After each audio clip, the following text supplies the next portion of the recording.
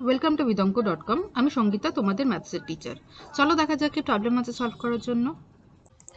দুটি সমান্তরাল জ্যায়ের দৈর্ঘ্য 16 সেন্টিমিটার ও 30 সেন্টিমিটার এবং বৃত্তটির ব্যাসার্ধ 7 সেন্টিমিটার হলে ওই জ্যায়ের পার্থক্য হবে কত, সেটা আমাদেরকে নির্ণয় করতে হবে। তো তার জন্য প্রথমে আগে একটা আমরা বৃত্ত আঁকি। ঠিক আছে, বৃত্ত আঁকলাম। এবার বৃত্তের কেন্দ্র হচ্ছে ও। এবার একই দিকে আমরা দুটো জ্যা নিচ্ছি, এ বি এবং সিডি। ওকে, আচ্ছা এবারে দেখো কেন্দ্র থেকে যত দূরত্ব বাড়বে জ্যায়ের দৈর্ঘ্য তত কমবে। তাহলে সিডি জ্যায়ের দৈর্ঘ্য হচ্ছে কম হবে আর এবির দৈর্ঘ্য বেশি হবে। ওকে, তাহলে এবি হচ্ছে আমরা এবি হবে, তাহলে AB is equal to 30 centimetre আর সিডি ইজ ইকুয়াল টু হবে 16 সেন্টিমিটার। ওকে, এবার আমরা কি করছি, ও বিন্দু থেকে এবি এবং সিডির ওপরে একটি লম্ব অঙ্কন করছি, যেটা কিনা এবিকে পি বিন্দুতে আর সিডিকে কিউ বিন্দুতে ছেদ করছে। তো তাহলে ওপি হচ্ছে লম্ব দূরত্ব আর ও কিউ হচ্ছে সিডি এর লম্ব দূরত্ব কেন্দ্র থেকে। ফাইন। আচ্ছা এবারে এ ও যোগ করলাম, তো এ ও হচ্ছে বৃত্তের ব্যাসার্ধ আর সি ও যোগ করলাম, সি ও হচ্ছে বৃত্তের ব্যাসার্ধ। এ ও আর সি ও দুজনের বৃত্তের ব্যাসার্ধ যেটা দেওয়া আছে 17 সেন্টিমিটার।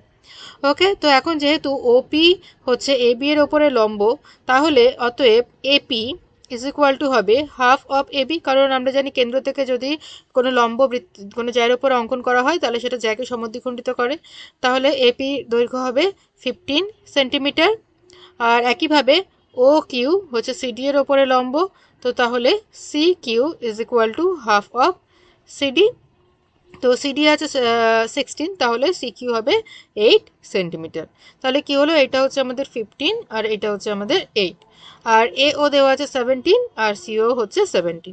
তো তাহলে আমরা প্রথমে ত্রিভুজ এ ও পিতে পাইথাগোরাসের উপপাদ্য প্রয়োগ করি। তো A O square is equal to O P square plus AP square.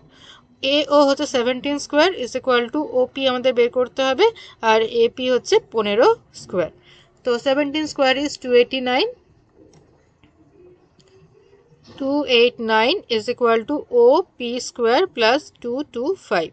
Therefore, OP square is equal to 289 minus 225, that is equal to 64. Therefore, OP is equal to root over of 64, so 8 centimetre. তাহলে OP আমরা পেলাম 8 centimetre. এবার ত্রিভুজ COP তে একই রকমভাবে পাইথাগোরাসের উপপাদ্য প্রয়োগ করি। তাহলে CO square is equal to O Q square plus C Q square. C O হচ্ছে 17 square is equal to O Q আমাদের বের করতে হবে আর সি কিউ হচ্ছে এই যে 8 স্কোয়ার।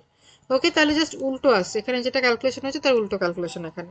তাহলে 289 is equal to O Q square plus 64. So O Q square is equal to 289 minus 64, that is equal to 225.